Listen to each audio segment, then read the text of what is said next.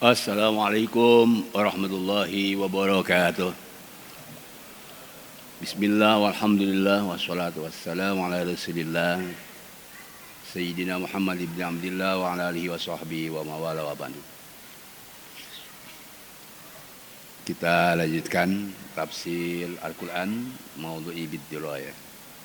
InsyaAllah hari ini akan menjelaskan surat Al-A'raf nomor 7 ayat 179. Ayat ini menjelaskan penghuni neraka itu adalah manusia-manusia yang memiliki sifat hewan. Manusia binatang itulah penghuni api neraka. Kenapa mereka menjadi penghuni api neraka dalam teksnya? Karena manusia tidak menggunakan fasilitas yang Allah berikan, hati, mata, dan telinga untuk digunakan mendapat hidayah dari Allah. Jadi dengan sebab fasilitas yang diberikan Allah tidak dimanfaatkan, maka mereka menjadi penghuni neraka. Kalau kita melihat ayat sebelumnya dan sesudahnya, sebagai ayat munasabah, ada manusia yang mendapat petunjuk. Jadi ayat sebelum sesudahnya ini sebagai penjelasan dari ayat 179. Kalau dikaitkan dengan ayat-ayat lain, misalnya manusia super atau superman, itu manusia melebihi dari derajat malaikat. Ada 5 a'la, manusia hebat. Itu yang punya mukjizat Nabi al-Mursalin. Tetapi nanti juga ada manusia yang masuk api neraka. Itu disebut ada istilah Superman, ada cemen. Cemen manusia yang tak bernilai, manusia binatang.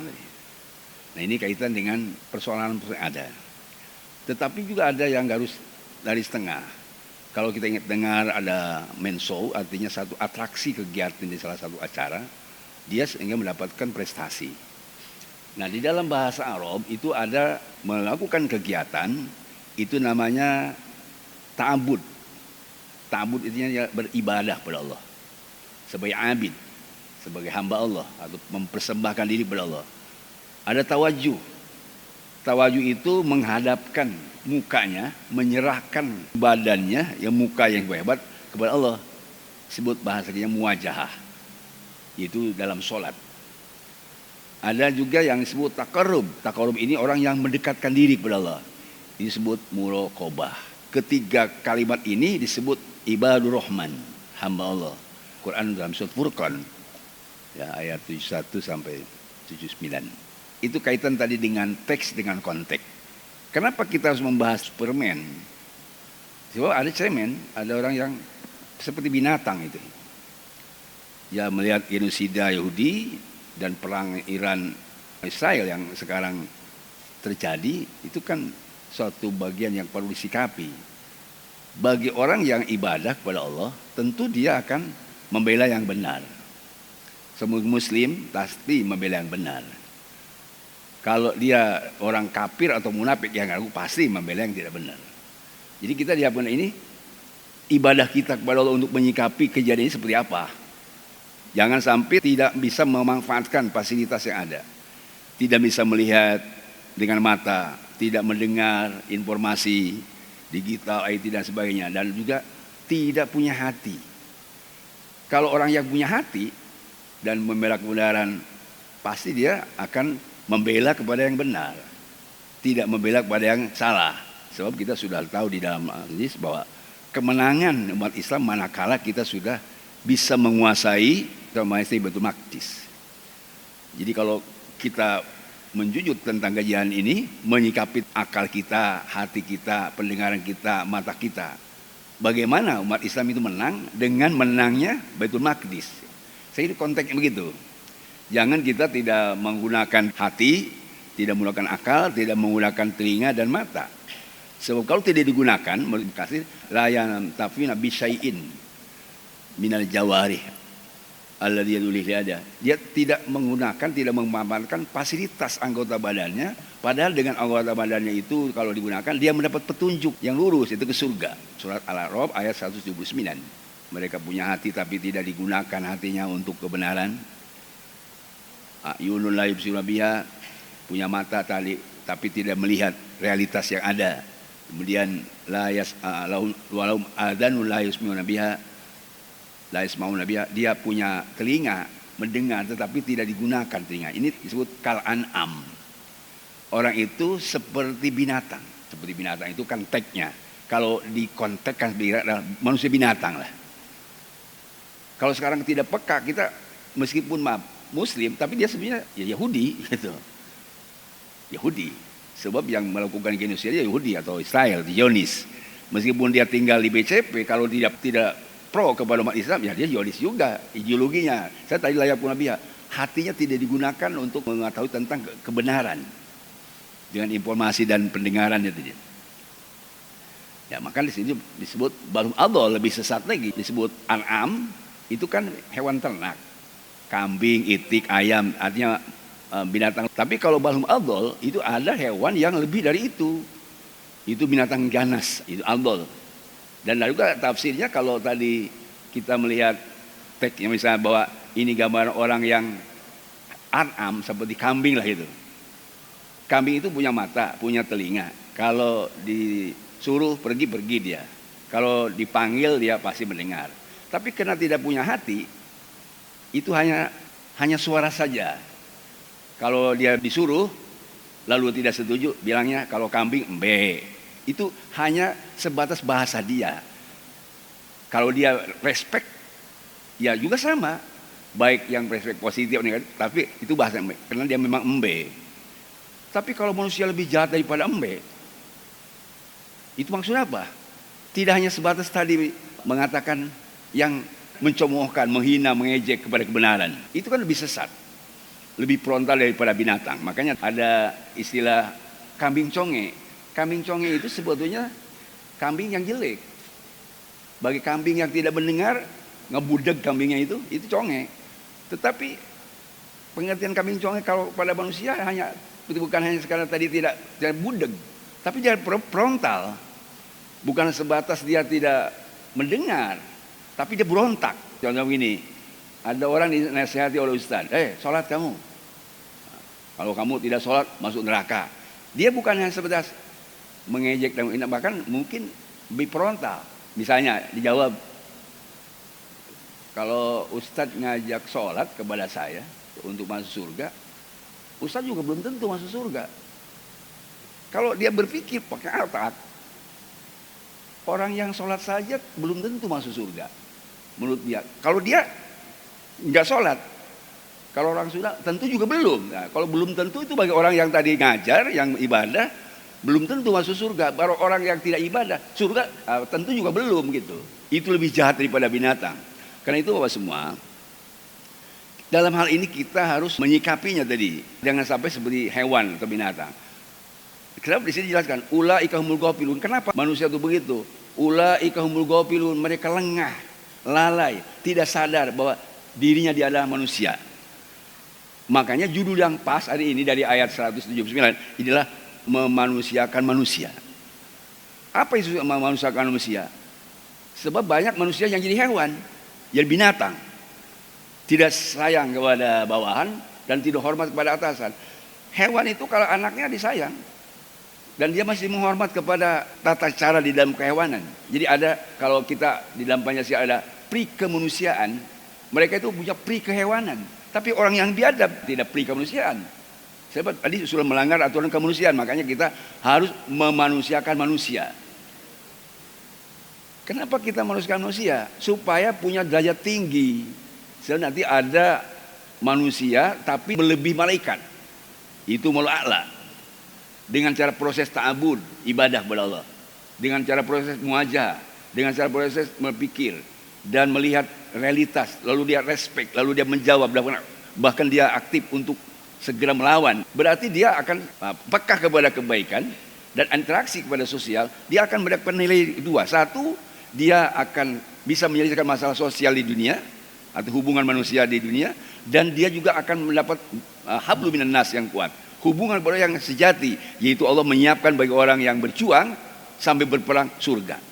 Kan luar biasa itu. Makanya kita Pak semua kadang-kadang tidak mau mengejar tentang ini. Makanya sering Ustaz menasihati, laqad khalaqal insana fi ahsani taqwim. Sungguh manusia itu sudah diciptakan dengan rupa yang baik, diberi akal, diberi bicara, bisa berpikir dan punya hati. Tapi kalau tidak digunakan tadi kan tsumma radadnahu asfala safilin. Allah berfirman, kami akan menjatuhkan manusia kepada derajat yang paling rendah. Jadi bisa saja seperti itu. Ini dasihat oleh Ustaz. Jangan sampai kamu asfala safilin. Asfala safilin itu darokat. Darokat itu turun ke bawah, terus turun. Sebab kalau bahasa Arab darokat itu turun ke bawah, yang sampai kepada neraka. Ada di bahasa Arab darojat. Itu hampir mirip-mirip. Darokat dengan darojat, ka dengan jim. Kalau darokat turun ke bawah, kalau darojat naik ke atas, melalui a'la. Apa semua? Kita akan melebihi malaikat. Kenapa? Karena kita kalau misalnya disuruh maksiat berhenti pada punya nafsu, kalau malaikat la yusunallah aluna ma yubarun, tidak pernah maksiat kepada Allah dan tidak pernah meninggalkan perintah karena memang tidak punya nafsu. Kalau malaikat misalnya bisa melaksanakan yang berat sekalipun, karena tidak punya keinginan yang baik. Dan kalau malaikat tidak maksiat memang tidak beri nafsu. Tapi kalau kita kan ada nafsu, sehingga orang yang mengendalikan nafsu dia akan lebih derajatnya seperti malaikat. Sebab seandainya malaikat lebih nafsu, tidak mungkin seperti kita. Itu kita sudah bersyukur dijadikan manusia diberi nafsu, tapi bisa mengendalikan nafsu. Itu akan melebihi derajat malaikat. Tetapi sebaliknya, kalau nafsu ini dibiarkan, itu akan sesat, jahat dan lebih rendah daripada hewan dan daripada binatang. Di Quran itu Pak, semua ada sebut qiradatan khasiin. Jadilah kamu kera, artinya manusia kera. Ada khonazir, jadi manusia babi. Nah kalau kita lihat yang jublek itu seperti dari orang conge itu kan sudah realis di depan kita. Dinasihati tidak nurut, diberitahu tidak mau ikut, pura-pura dia tahu. Itu kan realitas yang ada di depan kita. Nah kita makanya jangan sampai begitu, supaya kita tidak cap dari surah Al-A'raf 79 ini tidak dikatakan seperti manusia yang jahat tadi. Oleh karena itu ada proses Bapak semua. Prosesnya kita lihat surah Al-Baqarah. Allah waliyul ladzina amanu yukhrijum minadz dzulumat ilan nur. Allah waliyul ladzina amanu. Di situ tafsirnya ada dua. Ada yang nasir, Allah menolong kita. Tapi ada hafid, Allah menjaga kita. Di dalam tafsir, wali itu nasir, Allah menolong kita. Dari jurang pistaka, ditolong kita. Dari dzulumat, dari kekafiran, menjadi terang beneran punya iman yang kuat. Nah, kalau nasir itu artinya menyelamatkan, menolong. Tapi di dalam tafsir lain hafid, kita dijaga. Bapak semua bisa gambarkan. Kalau Bapak sekarang tidak punya uang, lalu ada yang ngasih, itu baru ditolong. Tetapi kalau sudah ditolong punya uang, banyak garong atau dicopet, itu berarti tidak ada yang memelihara atau tidak aman. Kenapa tidak aman? Ada copet dan garong. Orang yang beriman dan kemudian dia digunakan akalnya, mata dan telinganya, maka dia akan ya waliullah. Dia ditolong dari kenisapetaka dan dijaga. Ya beda Pak, ditolong dengan jaga. Ya. Jadi tadi kita seolah sudah punya harta, tidak mungkin ada yang menggarong lagi. Kalau Indonesia ini sudah subur makmur, alhamdulillah kita diselamatkan oleh Allah, tidak ada yang kering. Tetapi kita tidak dimahfud, tidak dijaga. Kekayaan kita, alam kekayaan kita tidak dijaga oleh pengelola, oleh yang orang diwakilkan oleh kita DPR dan eksekutif. Itu artinya tidak dimahfud. Kenapa? Tidak jadi waliullah, tidak ta'abbud tadi. Makanya keluarkan sifat-sifat binatang, sifat-sifat tercela dan isi dengan sifat-sifat terpuji. Insya Allah negara kita subur makmur, kita akan sejahtera, bahagia, damai, sentosa. Saya kira harapan begitu. Sebab tadi di ayat berikutnya walladzina kafaru awliyaut tagut minan nur ila dzulumat. Sedangkan orang kafir itu pelindungnya setan. Dikeluarkan sifat yang baik dan diisi dengan sifat yang jelek. Keimanan diganti dengan kekufuran. Ketaatan diganti dengan kemaksiatan. Kejujuran diganti dengan kebohongan. Itulah sifat manusia makhluk Allah yang kedua, yang dipimpin oleh setan, tagut itu. Kita menjadi wali Allah. Karena itu semua ada nasihat dari para ulama. Ukhruj bin awsofi basariyatika an kulli wasbin munakidin li ubudiyatika. Keluarkan semua sifat-sifat kemanusiaanmu yang bertentangan dengan kehambaanmu. Jadi kita ada sifat sebut basyariyah, arbasiyah. Itu ada makan, minum, nafsu, itu seperti hewan. Duduk, berdiri, itu boleh. Tetapi ada yang dilarang duduk, berdirinya, makan, minumnya. Keluarkan sifat yang jelek dan isi dengan yang baik. Apa itu sifat yang jelek? Yang bertentangan dengan sifat-sifat kehambaan. Kalau kita mau ibadah pasti ada rintangan. Keluarkan tuh yang merintanginya. Apa kira-kira? Dunia. Sederhanakan dunia. Kalau kita mau ibadah ada yang merintangi. Apa yang merintanginya? Misalnya jabatan. Hati-hati. Bisa dirintangi ibadah kita dengan sebuah jabatan. Bahkan mungkin ada yang merintangi ibadah kita dengan anak dan istri. Dan itu artinya harus dikeluarkan sifat-sifat tercelanya. Artinya jangan terganggu di lingkungan kita. Yang punya jabatan jangan terganggu oleh jabatannya.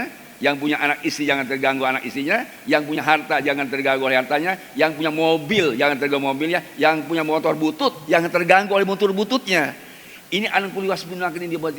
Itu bertentangan dengan sifat kehambaan. Sebab kita harus membersihkan semua sifat-sifat tercela. Tujuannya apa? Litakuna lidah haki mujiban, supaya kita bisa memenuhi panggilan Allah yang berat sekalipun. Kalau sudah keluar sifat-sifat tercela, diisi dengan sifat terpuji, kita bisa menerima panggilan Allah seberat apapun. Jangan pun yang kecil, yang berat suruh perang mau. Sebab apa? Sudah bersih sifat tercelanya. Yang kedua, wa min hadratihi qariba, supaya kita dekat kepada Allah, taqarrub kepada Allah, ibadah yang sebenarnya. Itu tujuannya tadi. Kalau membersihkan sifat-sifat tercela supaya kita taqarrub kepada Allah. Makanya di dalam ilmu itu ada disebut takholi, dibersihkan sifat tercela, ada tahali, dihiasi dengan sifat terpuji, baru tajali. Tajali itu naik tingkat ke tingkat yang tinggi. Saya akan tanya Bapak Sobat bisa jawab. Kalau ada orang kotor, kan sebelum dia masuk ke tempat tidur, dia mandi dulu. Bahkan mungkin bedangdan dulu, baru masuk tidur. Tapi kalau ada orang sudah kotor dari sawah, dari kebun, dari pasar, langsung masuk ke tidur, itu orang sinting namanya. Jadi dia ingin tajali itu, ingin dekat kepada Allah harus bersih dulu dari sifat tercela. Sifat tercela itu ada yang sifat batin, Pak. Itu yang sulit. Tapi kalau tercela yang sifat zahir kan gampang. Najis kan gampang dibuang itu. Najis, kotoran buang, gampang. Tapi kotoran di hati itu yang susah. Sehingga kita tidak optimal taqarrubnya kepada Allah Subhanahu wa taala. Lagi ya. Keluarkan sifat tercela, sifat madmumah, supaya kita bisa menerima panggilan Allah seperti apapun dan supaya bisa dekat kepada Allah ibadah yang sesungguhnya. Nah, saya akan merinci, Pak. Ada berapa sifat tercela, yaitu sifat binatang. Makanya judulnya kita kan sekarang memanusiakan manusia. Saya sering sampaikan kepada kalau tidak lupa saya setahun lalu, kalau kita mengislamkan orang kafir, Pak, mudah.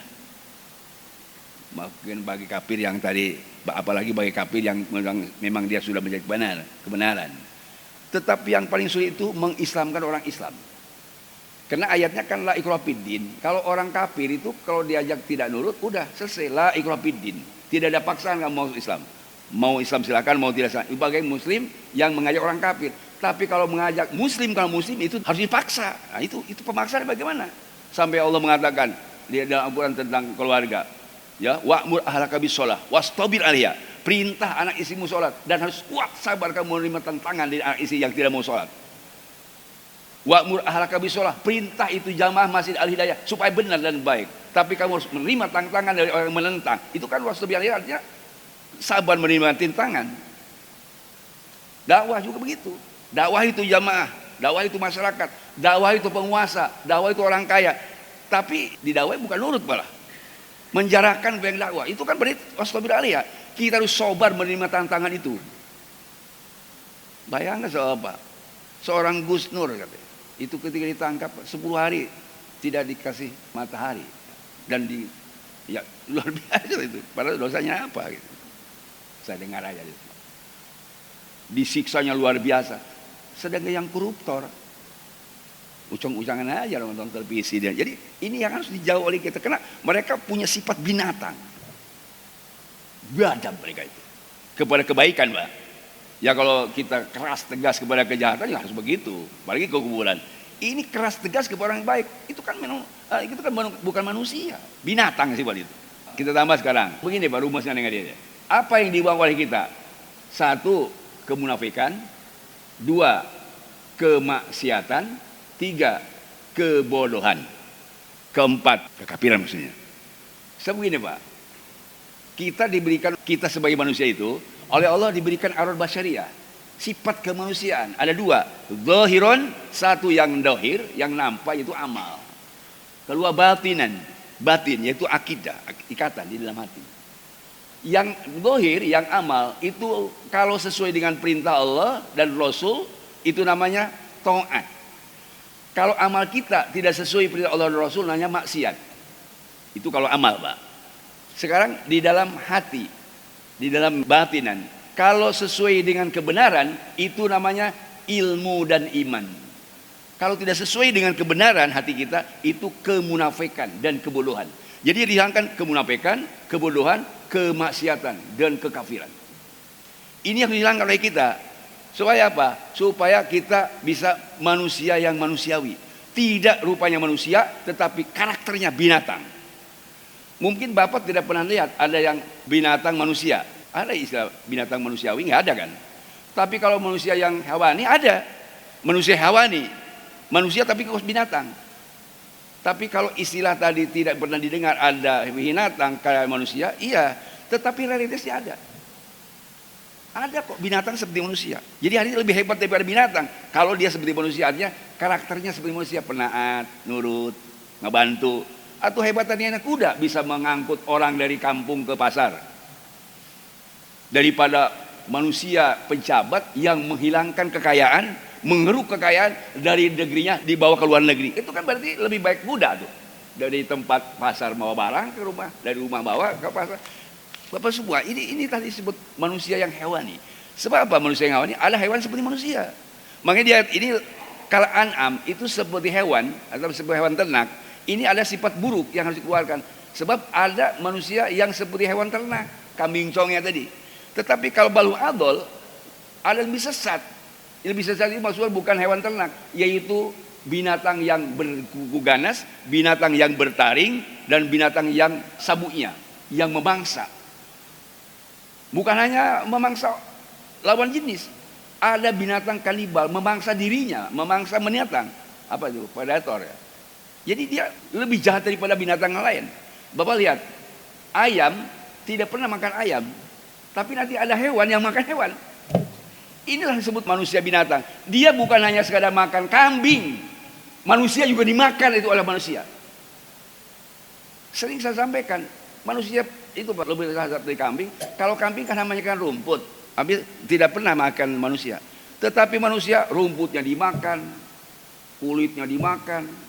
Itu kambing Pak, kepalanya, kakinya semua dimakan. Habis kambing, manusia juga dimakan. Itulah manusia binatang. Ini surat Al-An'am 179. Dikeluarkan oleh kita kebinatangan itu. Ada berapa sifat yang harus dikeluarkan? Pertama, sombong. Sifat yang harus dikeluarkan itu. Sombong, takabur. 2, ujub. 4, riya. 5, sum'ah, ingin dengar. 5, hikdu, dendam. Dan 6, 7, hasud. Dan keempat, hubul jah. Hubul jah itu gila pangkat. Dan hubul mal, gila harta. Yang 6 ini beranak pinak. 37. Apa yang pertama anak pinak itu? Pertama, manusia kalau punya sifat yang 6 ini. 1, al-adawah, permusuhan. 2, al-baghdha, kebencian, selalu benci kepada orang. 3, at-tadallul agniya, merunduk di depan orang kaya, merunduk di depan pejabat, ingin dapat jabatan, merunduk di depan orang kaya, ingin dapat duit. Yang keempat, al-istihqar al-fuqara, menghina orang fakir, menghina orang miskin, menistakan orang yang lemah dan menginjak-injak rakyat. Ini adalah sifat tercela. Kemudian yang ke-6, tarku thiqah bimaji rizki. Dia kurang yakin datangnya rizki dari Allah. Padahal rizki harus diyakini, sama dengan mati. Kemudian al-haub sukun mandira, takut hilang jabatan, takut hilang pangkat, takut hilang kedudukan, takut hilang jadi wakil presiden, takut hilang jadi presiden, takut hilang jadi menteri, takut hilang jadi bupati dan seterusnya, takut hilang jadi RT. Itu penyakit. Kenapa harus ditakutkan? Memang hidup di dunia hanya dengan jadi RT, tidak jadi RT juga senang. Misalnya, apakah cukup hidup dengan jadi presiden, tidak jadi presiden juga senang? Daripada jadi presiden malah bermasalah mukanya, kena kudis. Misalnya, kena persoalan tadi kesalahan, takut berhenti jadi presiden, takut berhenti jadi wakil presiden. Ini sifat tercela. As-sahu, koret atau kikir, al-bukhlu kikir, as-sahu lebih kikir. Jadi gini Pak, kalau al-bukhlu itu kikir tidak beri orang lain. Kalau sahu, kikir dirinya sendiri juga gak mau dikasih. Tidak mau dikasih kikirnya, kata orang Sunda, mais peda pakai injuk. Sebab kalau tidak pakai injuk cepat habis pedanya. Kalau pakai injuk kan 7 hari gak tembus-tembus ke pedanya. Injuknya saja dicocolan. Itu saking koretnya, saking medit. Ini adalah sahu, itu penyakit. Berikutnya tulul amal, panjang cita-cita. Geskolot tapi tidak tahu diri geskolot. Kemudian bator. Al-bator itu gomtun nas. Bator itu sombong kepada Allah dan sombong kepada manusia. Kalau al-kibir sombong kepada Allah. Kalau bator sombong kepada manusia. Dan al-ghilu dendam. Al-ghisu penipu pembohong. Itu sifat tercela. Wal mubaha selalu ingin dipuji. Watasannu dan selalu ingin dihormat. Wal mudahana dan selalu menjilat. Menjilat sana, menjilat sini. Bagaimana situasi? Tahun ini pilih si ini, tahun berikutnya pilih si anu. Yang penting saya bisa hidup. Nah, itu kan sudah mudahana namanya. Menjilat.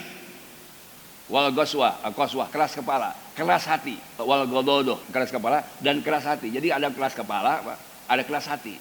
Hatinya tidak bisa dinasihati. Wal ghildo serakah. Wal ghaflah, pelupa, lalai. Wal jupa, sombong, jauh sombong, bangor, bangkawara. Ini sifat-sifat tercela. Apalagi? Wal ajala, ingin selalu buru-buru. Wal hid'ah, itu kesinggungan. Tekaup kesinggungan. Wal himyah, panasan. Tekaup ningali tetangga, mulai pipi hang tipi. Tekaup ningali kawin hayang kawin. Boga batur mulai mobil, ini namanya panasan. Sifat tercela. Kemudian dari kusodri, sempit hatinya. Kilatul harahmah, tidak ada rasa kasih sayang. Kilatul haya, tidak punya rasa malu. Tarkul qanaah, tidak qanaah. Kemudian tidak mau menerima yang ada, terus mencari yang gak ada. Itu namanya tarkul qanaah. Huburiasa, cinta jabatan, ingin selalu jadi kepala, ingin jadi kepala terus. Ini sifat-sifat tercela. Wa talabul ulu, selalu ingin di atas. Kalau duduk di tempat ramai ingin di depan. Selalu ingin tidak mau di belakang. Ini sifat-sifat tercela. Wal intisori nafsi, selalu membela diri. Nah, oke, sekarang sifat terpujinya, Pak. Itu sifatnya hilangkan semua. Yang namanya tahali, bersihkan dari diri kita, baru kita tahali. Tahali itu menghias diri, yaitu sifat terpuji. Banyak juga yang harus kita lakukan dari sifat terpuji. Pertama apa? Pertama sifat terpuji tawadu, rendah hati.